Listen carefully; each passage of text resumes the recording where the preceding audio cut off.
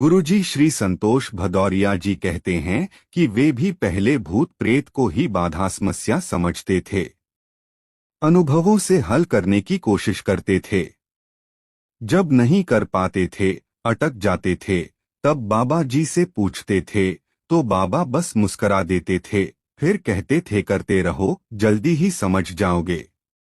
बड़े दिनों तक संकट रहा।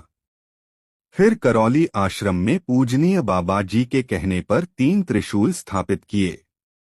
जो भी उन्हें पकड़ता था वह उनसे चिपक जाता था। फिर अदृश्य शक्तियों द्वारा उस व्यक्ति पर काबिज बाहरी नकारात्मक जीवन आत्माओं की बहुत पिटाई होती थी।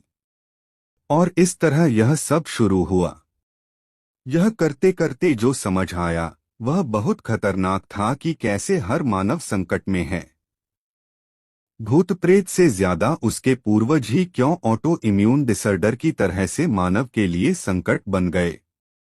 भदौरिया जी कहते हैं कि काफी कुछ साफ हो गया है। जितना समझ आ गया उसका उपचार चल रहा है, जिससे लाखों लोग लाभान्वित हो रहे हैं। जो बचा है उसी पर अनुसंधान चल रहा है। विश्वास है कि मानव जाति को संकट से निकालने के लिए प्रकृति और भी नए रहस्यों को उजागर करेगी ही। चूंकि करौली धाम में ईश्वरीय चिकित्सा आरंभ हो गई और कई आध्यात्मिक शोध अनुसंधान भी चल रहे हैं, इसलिए इस स्थल का नामकरण ईश्वरीय चिकित्सा विज्ञान एवं अनुसंधान केंद्र करौली धाम के रूप में किया गया।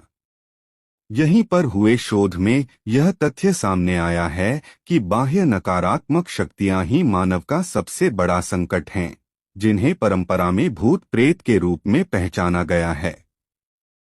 शोध में यह भी उजागर हुआ है कि व्यक्ति की समस्या भूत प्रेत ही नहीं बल्कि उसके अपने पूर्वज और क्रॉस डीएनए के पूर्वज हैं।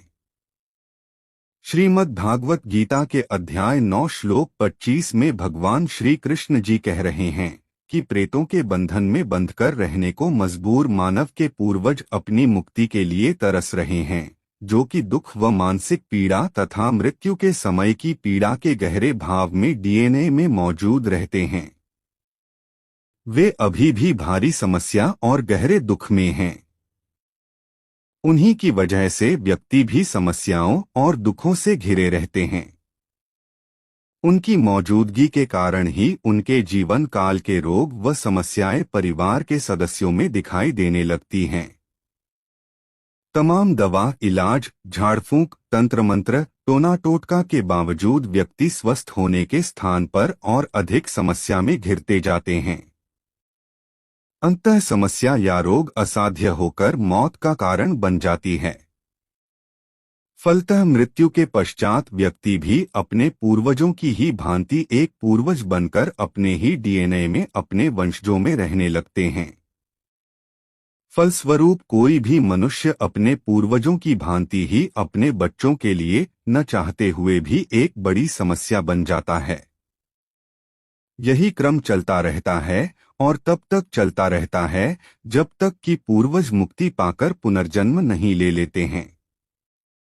करौली धाम में पूर्वजों को मुक्ति प्रदान कर मनुष्य की समस्याओं, बाधाओं की समाप्ति कर दी जाती है।